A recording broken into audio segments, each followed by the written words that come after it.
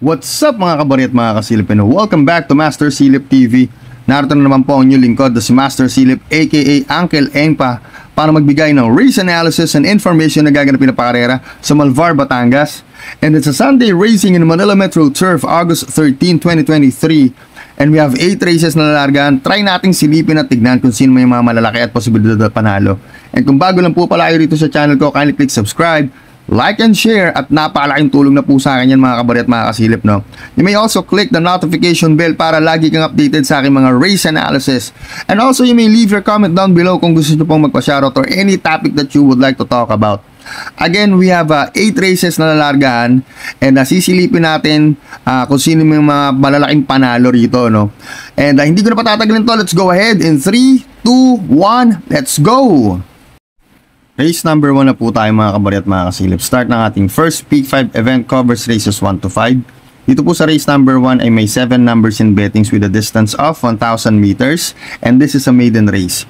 Para po sa akin, ang first choice ko rito yung numero 7 na si Don Pedro. Yung last run nito, actually hindi lang maganda yung alis nito, no? Kung inyong mababalikan, yung race na yon is humampas sa kanya yung gate, no? Pero this time hopefully hindi na mangyari yon. Maganda yung post position, numero 7, hindi maargabyado sa alisan. And sa tingin ko siya lang yung may tulin dito, no? Kaya pinipili ko siya as my first choice. Second choice ko rito, yung maigpit na rin yung mga kalaban, yung numero 1 na si Super Spunky. Ito naman ang task nung nilabanan nito, no, yung last run niya, natarsera kila Late Night Lady, no, kila Sister Moon. So kung sakasakali na kulangin si Don Pedro, or isang senaryo rin kasi na nakikita ko is baka sundan na rin kagad ni Super Spunky si Don Pedro, no. Kaya sa nakikita ko rin is isa rin siya sa pwedeng makakuha ng panalo kung kukulangin si Don Pedro. Again, dito po sa race number 1, ang first choice ko po is yung numero 7 na si Don Pedro. Second choice ko po is yung numero 1 na si Super Spunky. Yun lamang po. Race number 2 na po tayo mga kabari at mga kasilip. Start ng ating winner take all event, covers races 2 to 8. Dito po sa race number 2 ay may 7 numbers in bettings with a distance of 1,400 meters. Para po sa akin, solo na po ako rito, numero 3, Flattering You. Yung last run nito, actually nabalikan lang naman to ni Euroclidon, no? Ang basa ko rito sa lineup na to, most likely baka siya na rin yung magdala ng bandera dito. Kung hindi man, si Flattering You naman meron naman siyang sunod. So compare sa last outing niya, mas gumaan naman yung labang Diama, no? Kaya para sa akin, solo na po yan, numero 3, Flattering You. Sa mga magtatanong kung sino pwedeng umupset or famorkas po, para sa akin yung numero 7 na rin na si Port Salt. Maganda yung post position nasa labas. Tingin ko baka siya na rin yung humabol kay Flattering You, no? Or most likely susundan-sundan na rin niya. Kaya para sa akin siya yung pwedeng masigundo or pang-upset ko. Again, dito po sa race number 2, solo po ako, numero 3, Flattering You. Pang-upset or famorkas ko po yung numero 7 na si Port Salt. Yun lamang po. Race number 3 na po tayo mga kabari at mga kasilip. Start ng ating Peak 6 event, covers races 3 to 8. Dito po sa race number 3 ay may 5 numbers in bettings with a distance of 1,200 meters. And this is much awaited na yung 2-year-old maiden stakes race. So, ibibase natin to according dun sa naging trial race nila, no? Para po sa akin, ang first choice ko rito is yung numero 5 na si Sonnet 43. According dun sa kanilang burial trial race, nakapigil pa si Sonnet 43, no? Although na close finish sila nung numero 4 na si Upscale Bale. Pero this time kasi gusto ko yung post position nasa labas. Plus, agaya nga po na nabanggit ko, dun sa trial, nakapigil pa si Sonnet 43, no? Si Patty Dilemma over Upscale Bale. Kaya para sa akin, tingin ko, lamang si Sonnet 43 dito. Kaya pinipili ko siya as my first choice. Second choice ko rito, tingin ko yung maigpit na mga kalaban na rin niya, yung numero 4 na si Upscale Bale. Isang senaryo kasi na nakikita ko is baka ito yung sakaling mauna, no? And actually, pagandahan lang naman din ng preparasyon to. So, most likely, hindi rin natin alam kung talaga meron pa si Sonnet 43 doon sa trial na yun, no? Pero si Upscale Bale kasi, nakita natin na binibigyan na. So, sa tingin ko, ito na rin yung maigpit na mga kalaban ni Sonnet 43. Kaya pinipili ko siya as my second choice. Pero itong maiden race na to, actually, pwedeng pang all to kung meron kayong extra capital. Or kung may kursonata kayo rito, idagdag nyo na lang. Kasi anybody's race po yan. Hindi po porket nanalo sa trial, most likely same thing din yung mangyayari, no? It's just that meron lang tayong idea kung ano yung naging performance nila during the trial. Pero again, para po sa akin, ang first choice ko po rito is yung numero 5 na si Sonnet 43. Second choice ko po is yung numero 4 na si Upscale Bell. Yun lamang po. Race number 4 na po tayo mga kabari at mga kasilip. Start ng ating second Peak 5 event, covers races 4 to 8. Dito po sa race number 4 ay may 7 numbers in bettings with a distance of 1,000 meters. Para po sa akin, ang first choice ko rito is yung numero 1 na si Shine. Very promising yung yung apprentice na nakasakay, Charles Reyes. Mainam magdala ng kabayo, whether de bandera or de remate, basa ko naman dito is baka siya na rin yung humabol actually kay Safe in the West, kasi si Safe in the West yung nakikita kong pwede magdala ng marcha. However kasi nandyan si Jengwers Prada, so baka sabayan ni Jengwers Prada at mapabor ng todo kay Shine. Kaya pinipili ko si Shine as my first choice. Second choice ko rito is yung numero 4 na rin na si Safe in the West. Kagaya nga po na nabanggit ko, baka siya po yung magdala ng marcha or most likely siya na rin po dahil wala naman ako makitang matulin. Kung sakaling mapapabayaan si Shine ng 2 kwartos, sa igsi po ng karera, most likely pwede po yung makakuha ng panalo. Kaya pinipili ko po siya as my second choice.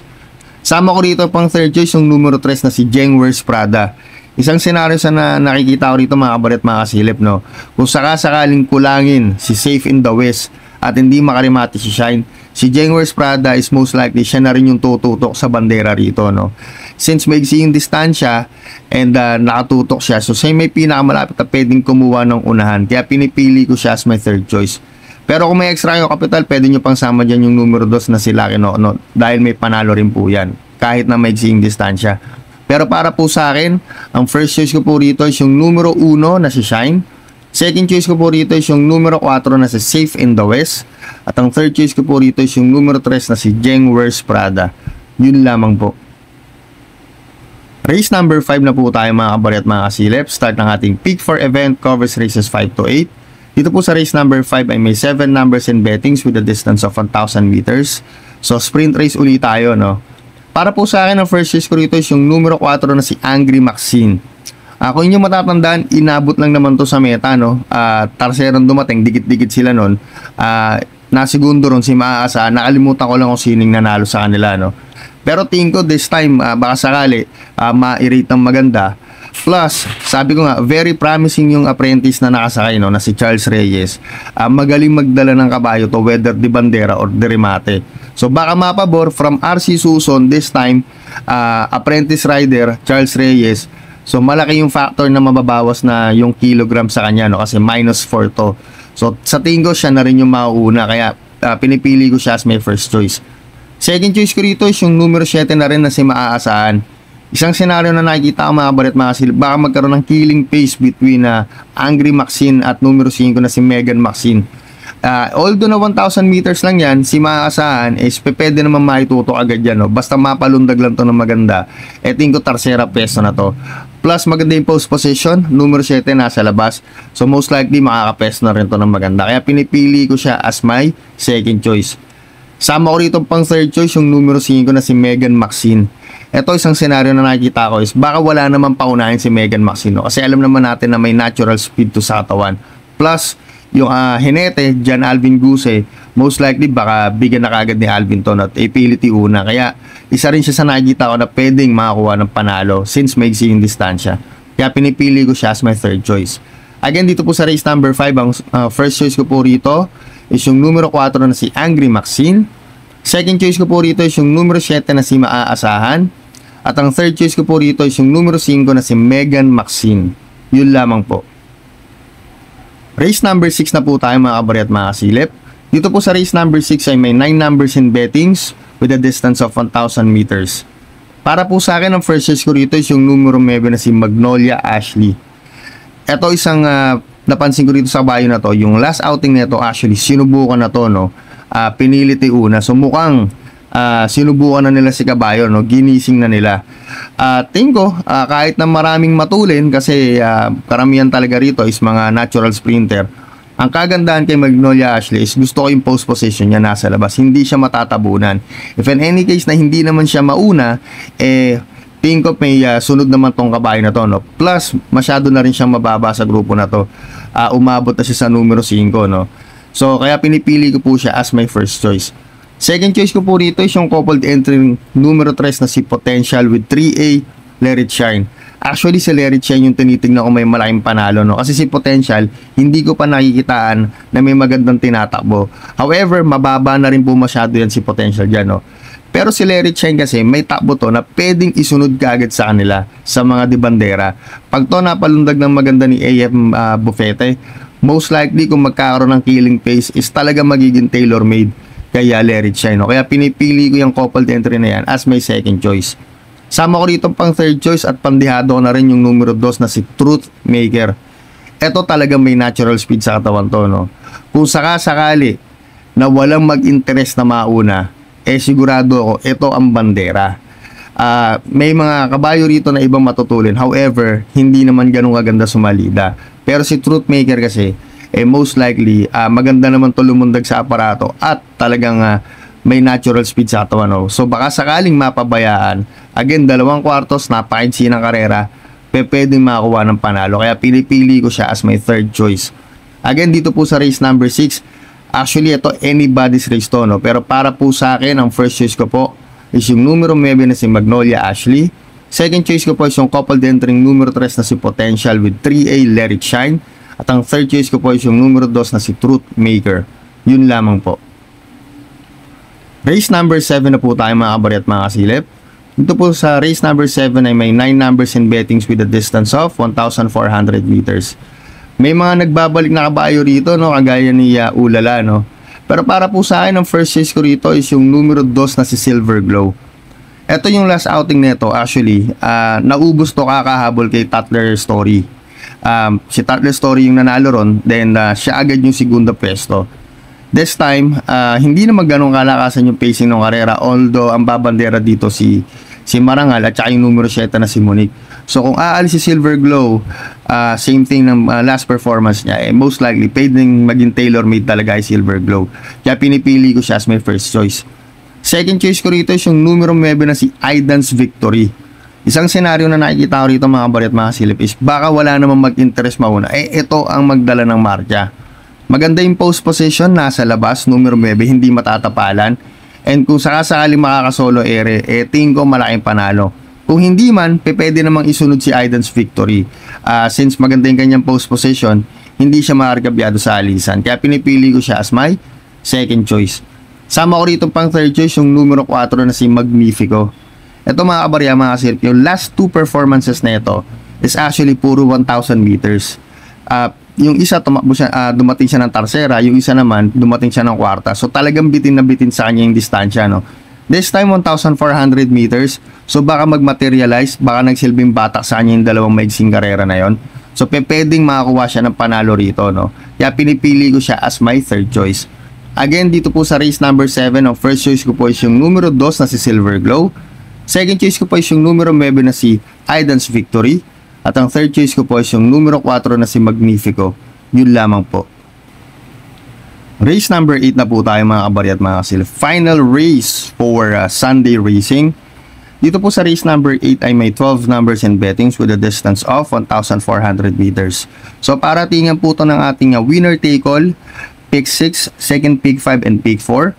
So kung mayroon kayong mga pinapalusot na dihado, magdagdag na lang din po kayo rito, no? Since ang nangyayari naman sa last race is nagiging jamboree race kung sakali.